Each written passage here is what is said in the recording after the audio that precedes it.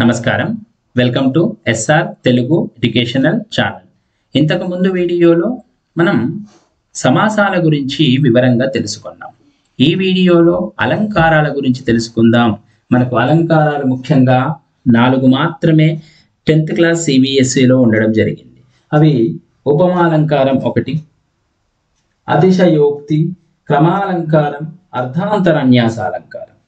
1 ఉపమాలంకారం, అలంకారం 1 ఉపమాలంకారం, 2వది అతిశయోక్తి, 3వది క్రమాలంకారం, 4వది అర్థాంతరన్యాసాలంకారం. ఈ అన్ని అలంకారాల గురించి మనం వివరంగా ఇంతకుముందు ఒక్కొక్క వీడియోలో తెలుసుకోవడం కూడా జరిగింది.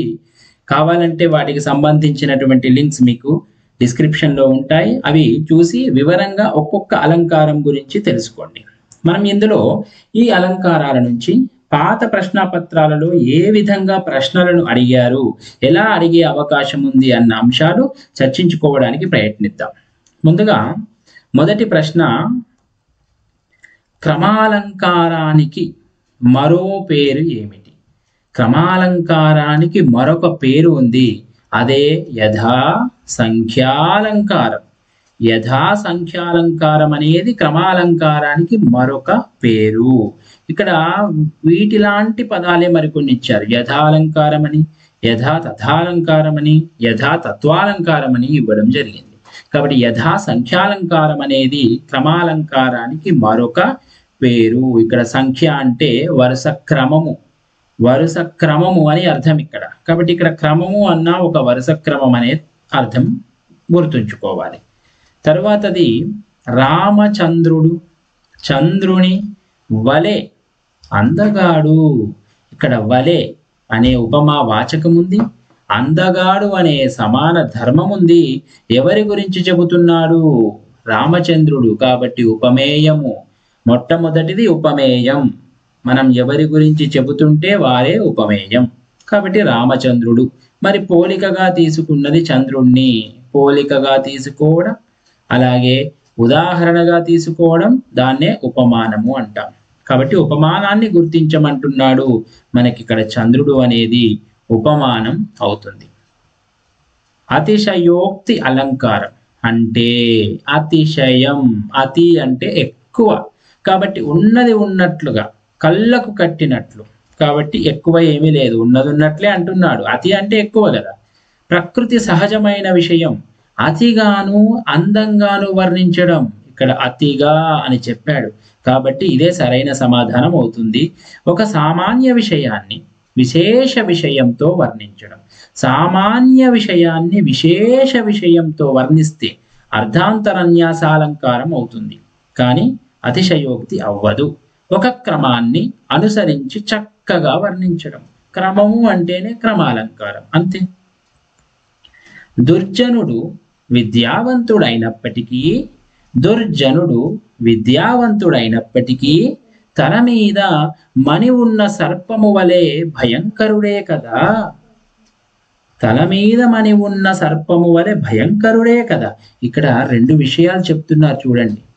ఒకటి దుర్జనుడు విద్యావంతుడు అన్న విషయం, తల మీద మణి ఉన్న సర్పము వలె భయంకరుడు కదా అని చెబుతున్నా. కాబట్టి చెప్పాలనుకున్న విషయం ఏంటి? దుర్జనుడు గురించి చెబుతున్నాం. ఉపమేయం. తల మీద మణి ఉన్న సర్పము ఉపమానం, వలె ఉపమావాచకం, భయంకరుడు సమాన ధర్మం. కాబట్టి 4 అంశాలు మనకి ఎక్కడ కనిపించినా, ఒకటి ఉపమేయం, ఉపమానం, సమాన ధర్మం, ఉపమావాచకం. ఈ 4తో కూడుకొని ఉన్నదాన్ని మనము ఉపమాలంకారం అని అంటాం. కాబట్టి దుర్జనుడు విద్యావంతుడు, ఒక దుర్జనుడు గురించి చెబుతున్నాం. అతను ఎలాంటి వాడు? ఒక సర్పము లాంటి వాడు. ఇద్దరిలో ఉన్న సమాన ధర్మం ఏంటి? భయంకరుడు. మరి ఉపమా వాచకం ఏంటి? వలే. కాబట్టి ఉపమాలంకారం సరైన సమాధానం. క్రింది వాటిలో క్రమాలంకారానికి ఉదాహరణ. క్రమము అంటే ఒక వరుస క్రమంలో చెప్పడం. మా ఊరిలో సముద్రమంత చెరువు ఉంది. కాబట్టి క్రమమేమీ లేదు. నక్షత్రాలు మల్లెలు విరబూసినట్లుగా అద్భుతంగా ఉన్నాయి. ఇక్కడ కూడా వరుస క్రమమేమీ లేదు. మా పాఠశాలలో జరిగిన పరుగు పందెం పోటీలలో రమ, వాణి, ఉమలు ప్రథమ, ద్వితీయ, తృతీయ స్థానాల్లో నిలిచారు. చూడండి, ఇక్కడ రమ, వాణి, ఉమ ముగ్గురిని ఒక వరుసలో చెప్పి వారి విషయాలు మరలా 3 వరుసగా చెప్పాము. ఒకటి ప్రథమ, ద్వితీయ, తృతీయ. దీని అర్థం ఏమిటంటే రమ ప్రథమ స్థానమని, వాణి ద్వితీయ స్థానమని, ఉమ తృతీయ స్థానమని అర్థం. అంతేకాని రమ, వాణి, ఉమ ముగ్గురు ప్రథమ, ద్వితీయ, తృతీయ 3 స్థానాల్లో వచ్చారని కాదు కదా. అంటే 3 ముగ్గురు ఈ ఒక్కొక్క విషయం అంటే ఈ ముగ్గురికి కూడా ఈ 3 వర్తిస్తాయని కాదు. కేవలం రమకు ప్రథమ అని వర్తిస్తుంది, వానికి ద్వితీయ అని, ఉమకు తృతీయ వర్తిస్తుంది అన్నమాట. ఆ వరుస క్రమం చెప్పడానికి ముందు ఒక వరుసలో కొన్ని పదాలు వాడి తరువాత మరొక వరుసలో వారికి సంబంధించిన వరుస క్రమాన్ని చెప్పాడు. కాబట్టి వరుస క్రమం చెబితే క్రమాలంకారం అవుతుంది. మా రాజు 3వ కన్ను లేని శివుడే. ఇక్కడ కూడా వరుస క్రమం లేదు. అలాగే మరికొన్ని ప్రశ్నలు. తెలుగు దాతల దాన జలవేణిలో గిరుల్ తెప్పలై పరువులెట్టిన దినంబుగలదు. ఇందులోని అలంకారాన్ని గుర్తించండి. తెలుగు దాతల దాన జలవేణిలో, తెలుగు దాతల దానము అనే జలవేణిలో అంటే ఆ జల ప్రవాహములో గిరుల్ తెప్పలై, గిరులు అంటే పర్వతాలు, తెప్పలై పర్వులెట్టిన దినంబు గలదు. తెలుగుదాతలు చేసే దానము అనే ఆ జల ప్రవాహములో పర్వతాలట తెప్పల్లాగా పరుగులెట్టాయట. అసలు ఆ పర్వతాలు అందులో పరుగులెత్తడం అనే సమస్య లేదు. పర్వతాలు కదులుతాయా? అసలు అక్కడే ఉంటాయి.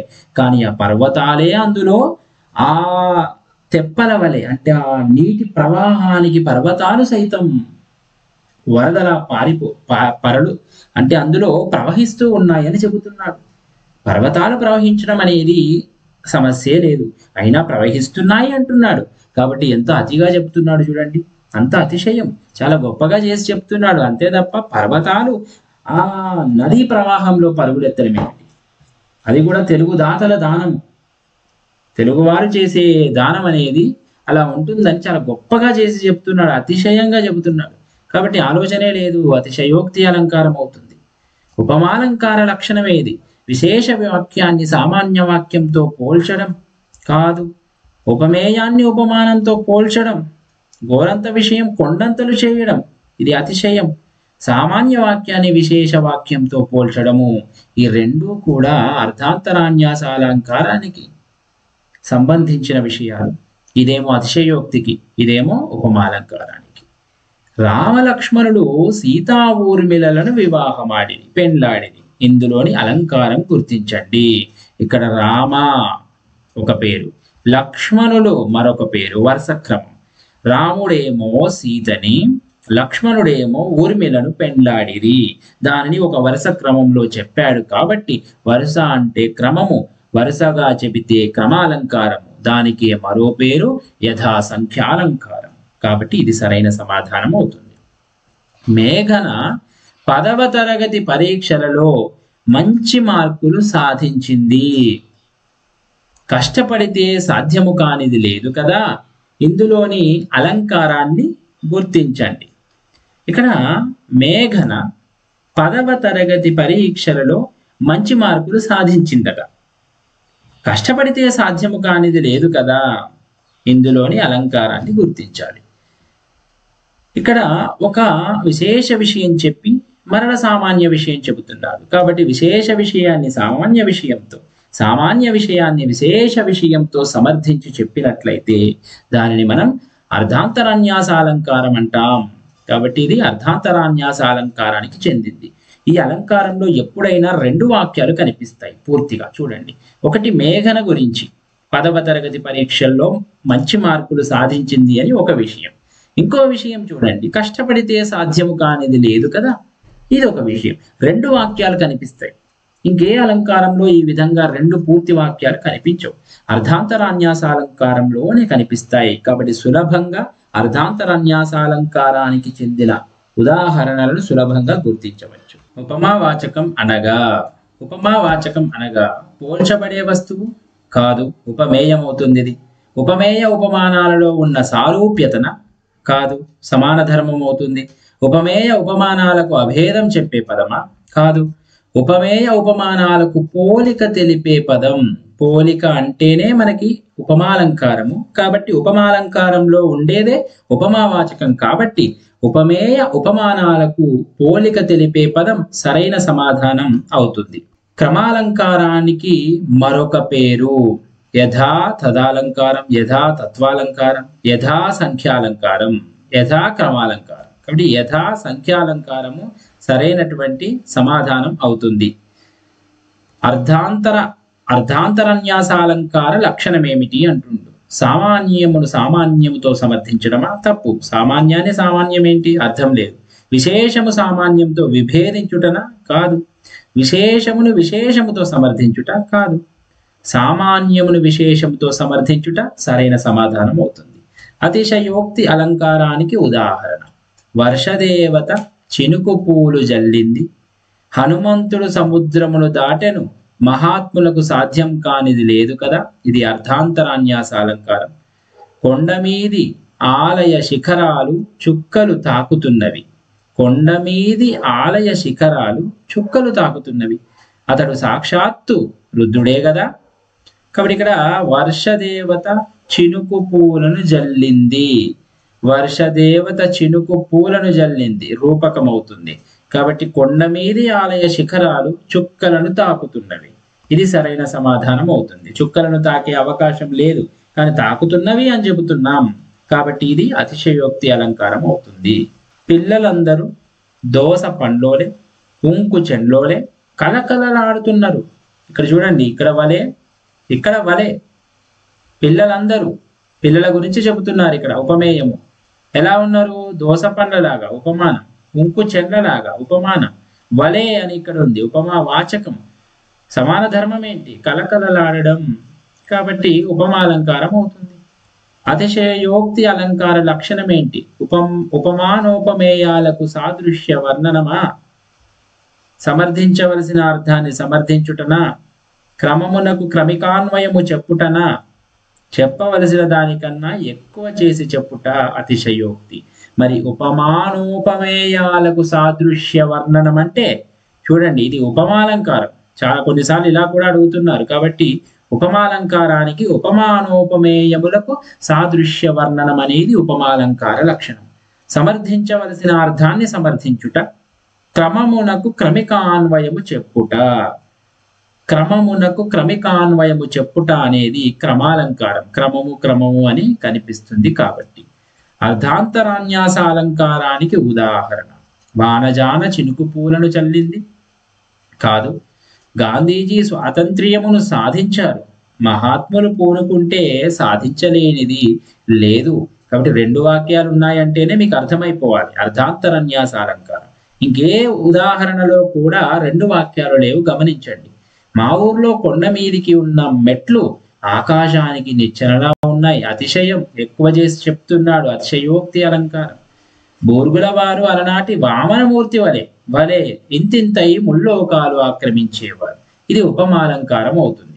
కాబట్టి మనకు సరైన సమాధానము రెండు వాక్యాలు ఉన్నదే అర్ధాంతరన్యాస అలంకారం అవుతుంది.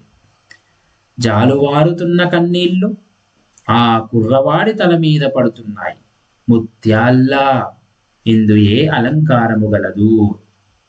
జాలువారుతున్న కన్నీళ్లు ఆ కుర్రవాడి తల మీద పడుతున్నాయట. ఎలా పడుతున్నాయట? ముత్యాలలా. లా ఉపమా వాచకం. దేని గురించి చెబుతున్నాడు ఇక్కడ?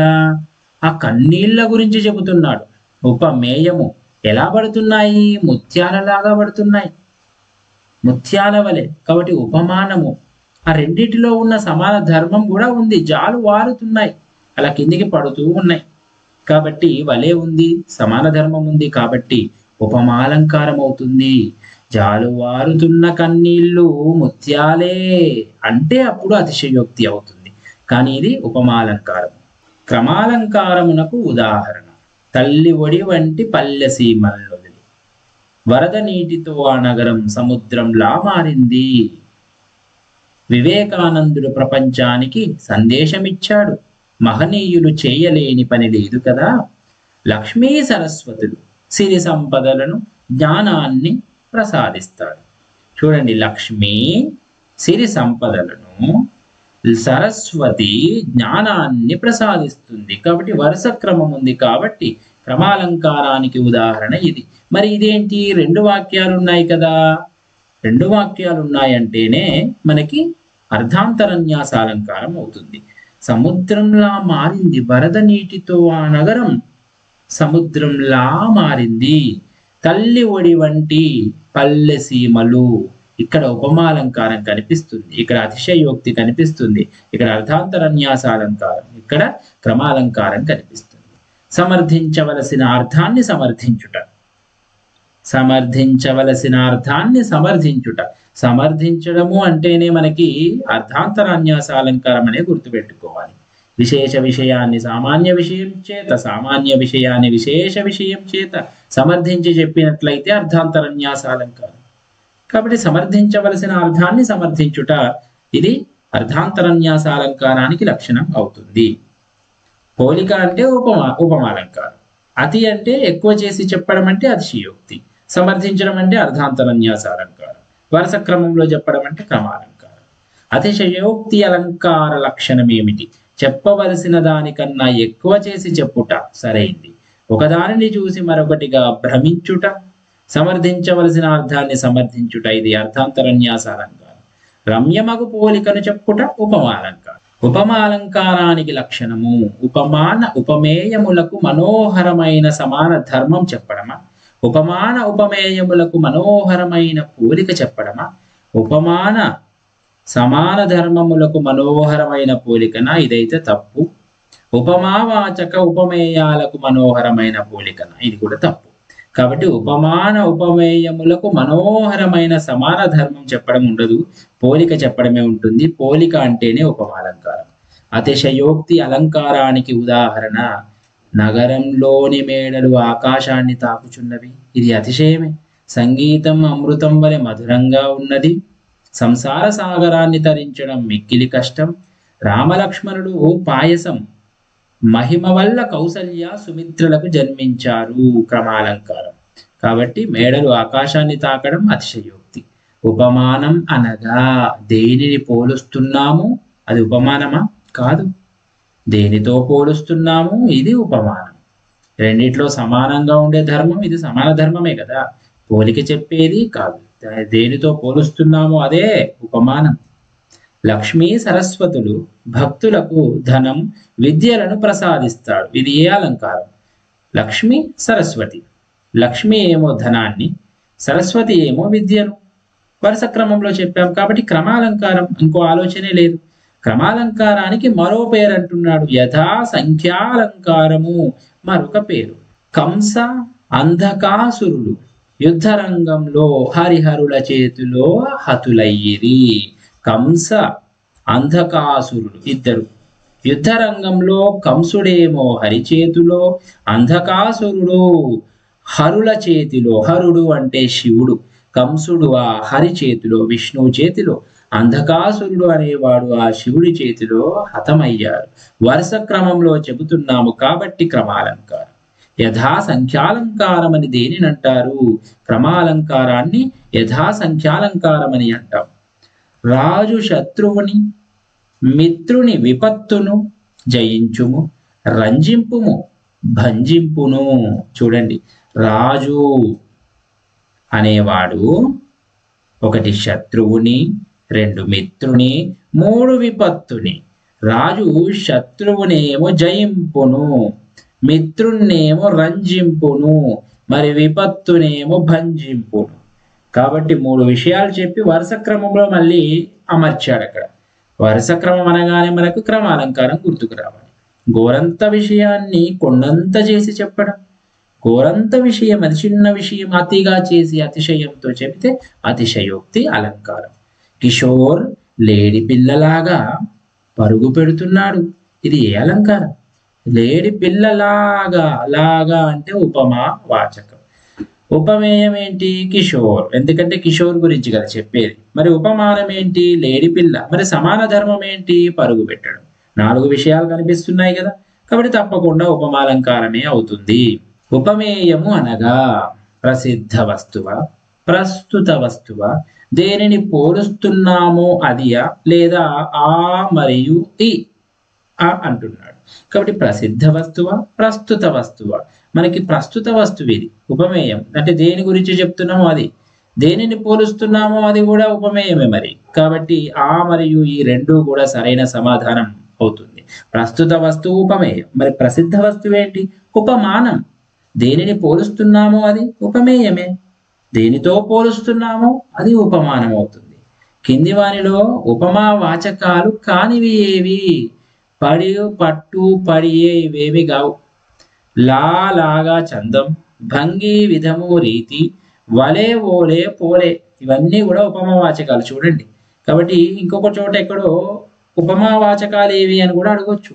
కాబట్టి అందులో ఈ రకరకాల పదాల్లో ఇవి ఉండొచ్చు. లా, లాగా, చందం, వలే, ఓలే, పోలే, భంగి, విధము, రీతి, ఆ విధముగా వచ్చింది అని చెప్పి ఇందులో ఉపమా వాచకం ఏదో గుర్తించండి అనొచ్చు.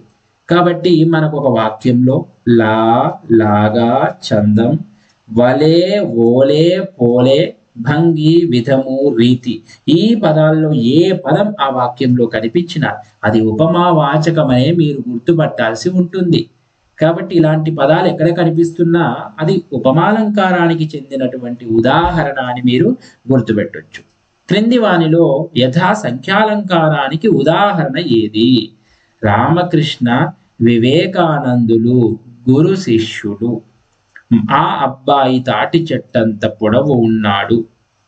మా పొలంలో బంగారం పండింది. సంగీతం అమృతము వలె మధురముగా ఉన్నది. కాబట్టి యథాసంఖ్యాలంకారం వరుస క్రమం రామకృష్ణ, వివేకానందులు. రామకృష్ణుడేమో గురువు, వివేకానందుడేమో శిష్యుడు. వరుస క్రమంలో చెప్పినము కాబట్టి యథాసంఖ్యాలంకారానికి ఉదాహరణ ఇది అవుతుంది.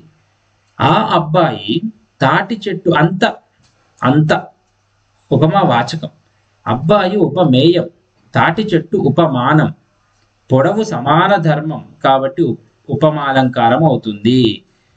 మా పొలంలో బంగారం పండింది. బంగారమే పండింది అంటున్నాం, బంగారం పండుతుందా? పండదు, కాబట్టి అతిశయము అవుతుంది, అతిశయోక్తి.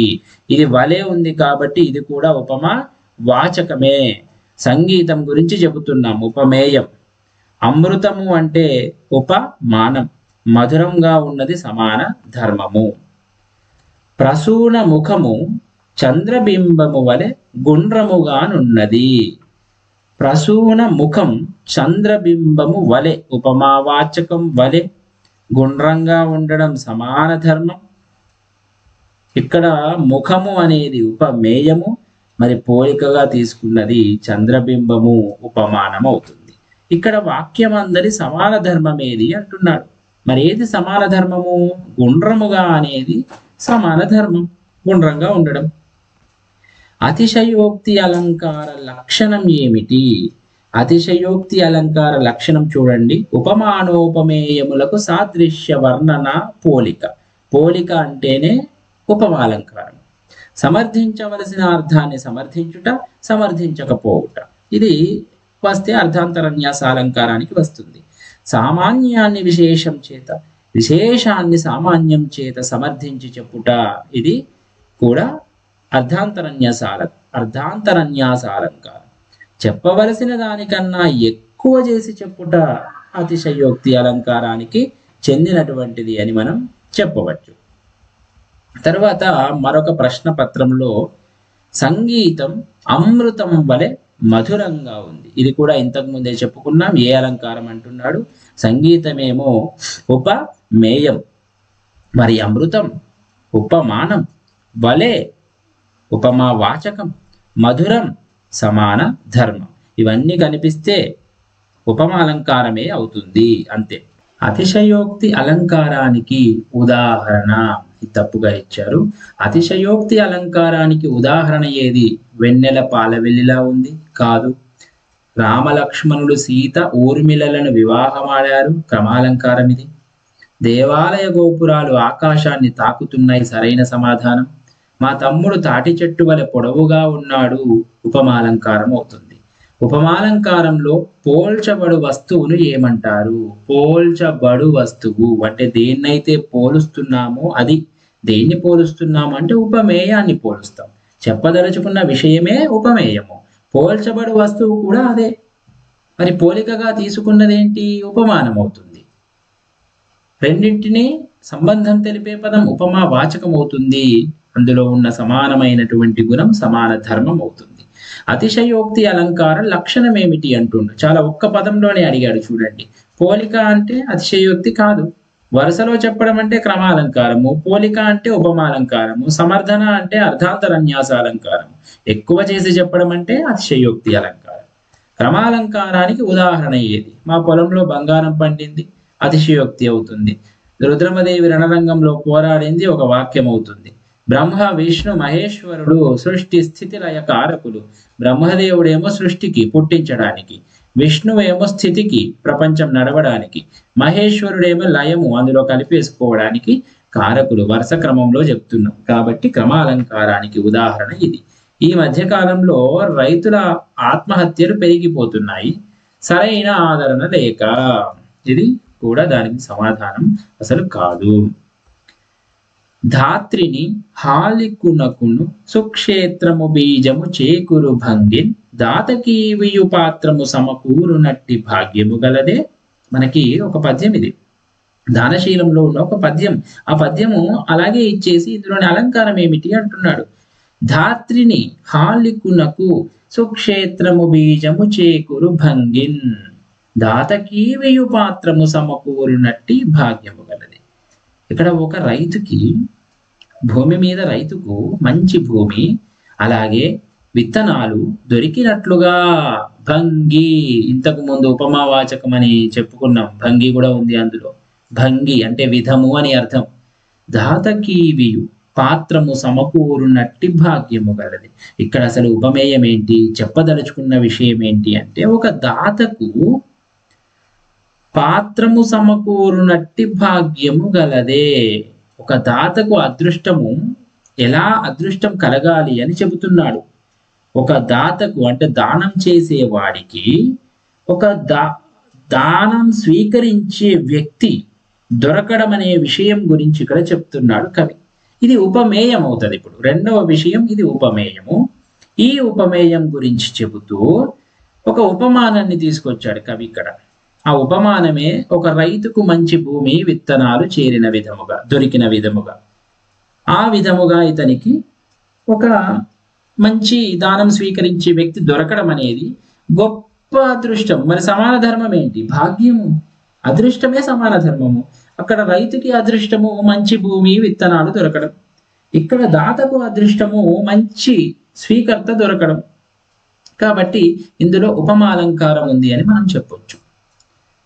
ఒక వస్తువు యథార్థ స్థితిని మించి వర్ణించుట. యథార్థము అంటే ఉన్న స్థితి, ఉన్న స్థితిని మించి ఎక్కువగా వర్ణిస్తే అతిశయము, అంతే అతిశయోక్తి.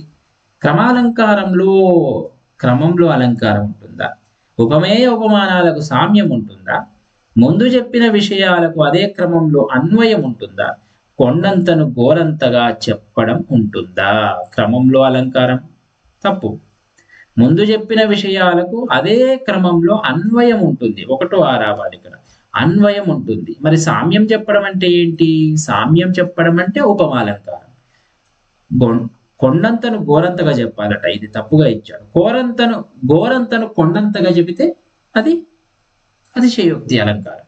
క్రమాలంకారం ఏంటి? ముందు చెప్పిన విషయాలకు అదే క్రమంలో అన్వయం చెప్పడం. అకారమునకు ఈ ఊరులు పరమైతే క్రమముగా ఏ ఓ అర్లు ఏకాదేశముగా వస్తాయి.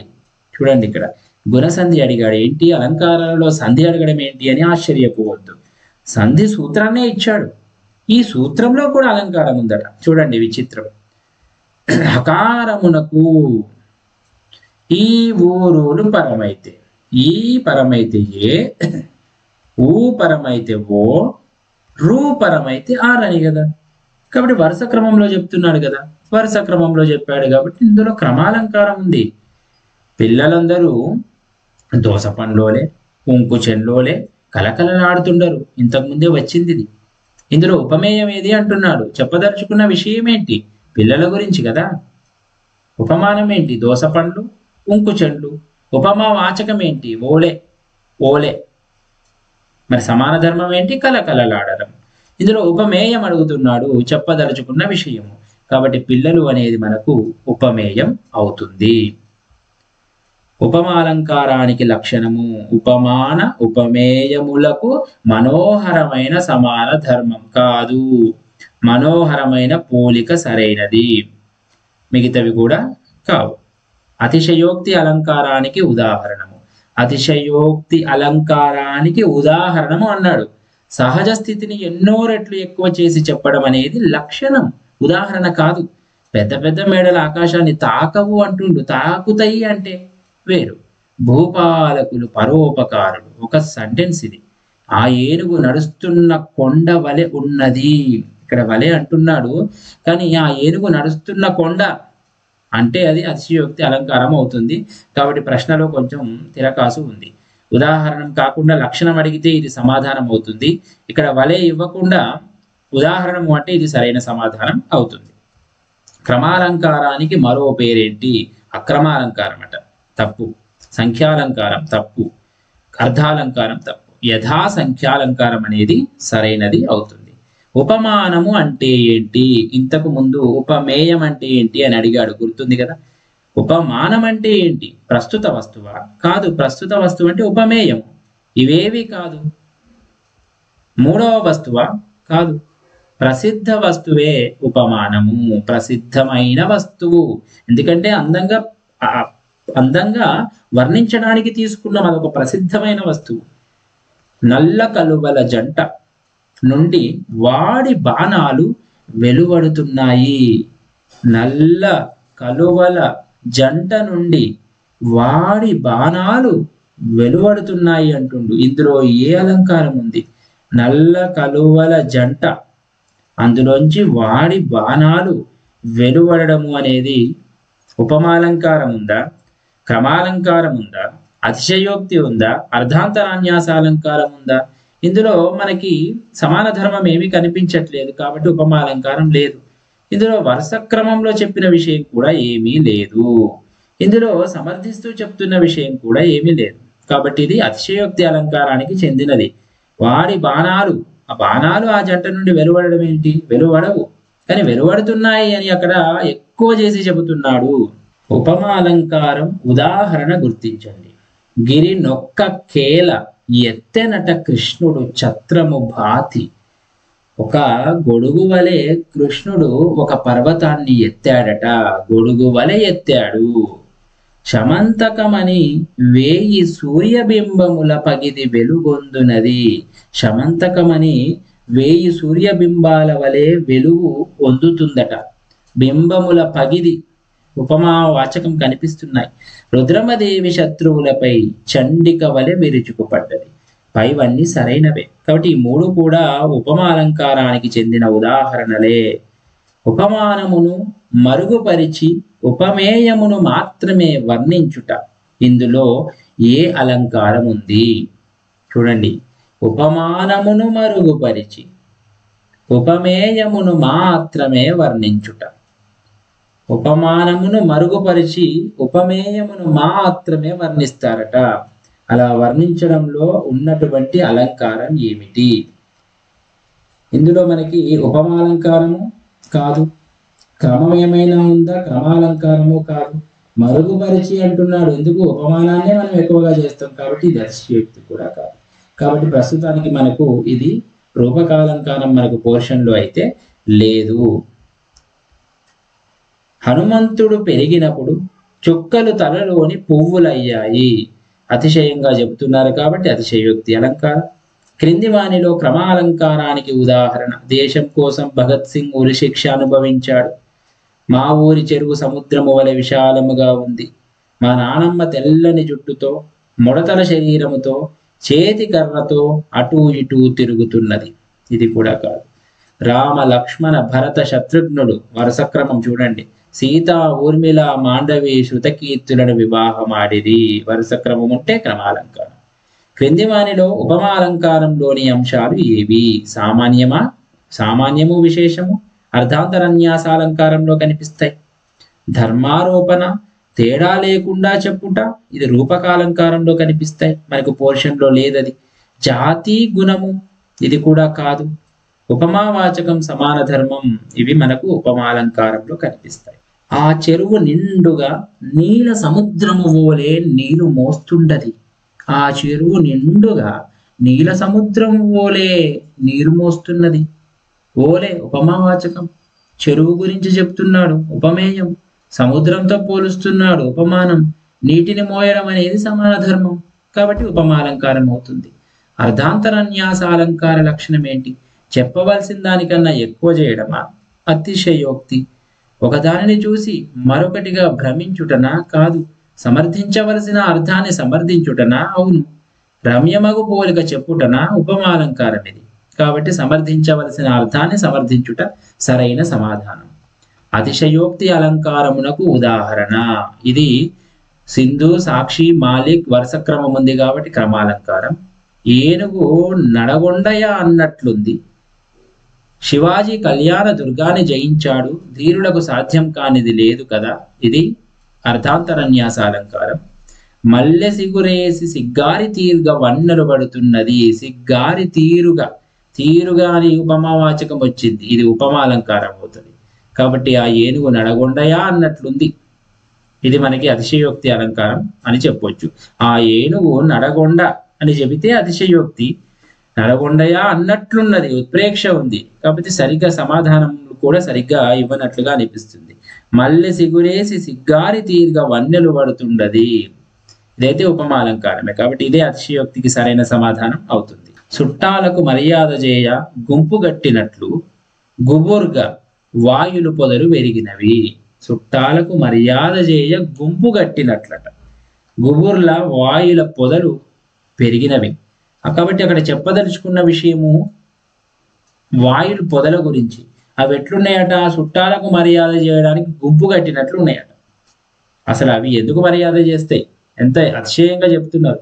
అతిశయోక్తి అలంకారం. వస్తువు యొక్క స్థితిని ఉన్నదానికన్నా అధికము చేసి చెబితే అతిశయోక్తి. క్రమాలంకారానికి ఉదాహరణ బ్రహ్మ విష్ణు మహేశ్వరుడు సృష్టి స్థితి లయ కారకులు. కర్షకుడు ఆహారాన్ని సమకూరుస్తాడు, శ్రమజీవులకు అసాధ్యమైనది లేదు, ఇది అర్ధాంతరాన్యాసాలంకారం అవుతుంది. ఆ తోట నందనవనము వలె ఉన్నది, వలె అని చెబుతున్నాం కాబట్టి ఉపమాలంకారం అవుతుంది. ఆ తోట నందనవనము వలె ఉన్నది. మోదుగ వనం కొత్త వాటకు మంగళార్తులు పడుతున్న ముత్తైదువ వలె నిలబడ్డది, ఇది కూడా ఉపమాలంకారం అవుతుంది.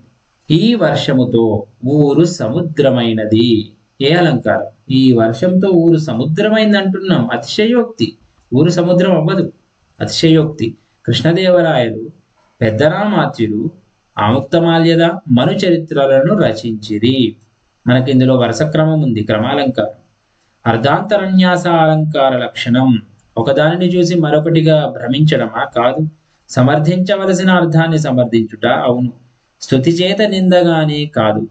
చెప్పవలసిన దాన్ని ఎక్కువ చేయడమా? కాదు, అతిశయోక్తి. ఉపమాలంకారానికి ఉదాహరణ మా ఊరిలో సముద్రం అంత చెరువు ఉన్నదా? నక్షత్రాలు మల్లెలు విరబూసినట్లుగా అద్భుతంగా ఉన్నాయా?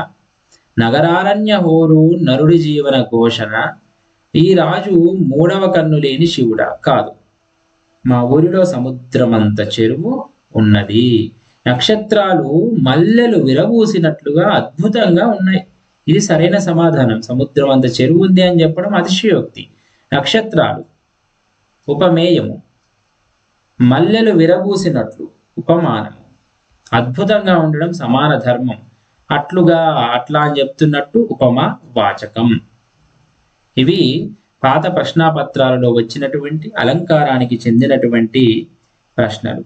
ఇంతకంటే ఎక్కువ ప్రశ్నలు అడిగే అవకాశమే లేదు. ఇంకా ఈ అలంకారాల గురించి వివరంగా తెలుసుకోవాలంటే దీనికి సంబంధించినటువంటి ఒక పీడిఎఫ్ మెటీరియల్ మీరు డ్రైవ్ లింక్ ఓపెన్ చేస్తే కనిపిస్తుంది. అది చూసి ఒకసారి చదివి అందులో ఉన్నటువంటి మల్టిపుల్ చాయిస్ క్వశ్చన్స్ అన్ని కూడా మీరు సాధన చేసినట్లయితే అన్ని అలంకారాల మీద ఇంకా మంచి పట్టు అనేది సాధిస్తారు. ఇంకేమైనా మీకు అనుమానాలు ఉన్నట్లయితే లేదా ఎక్కడైనా మీకు తప్పు చెప్పినట్లుగా అనిపిస్తే కింద కామెంట్ రూపంలో తెలియజేయండి. వాటికి సంబంధించినటువంటి వివరణ మీకు తెలియజేయడానికి ప్రయత్నిస్తాను. ధన్యవాదాలు.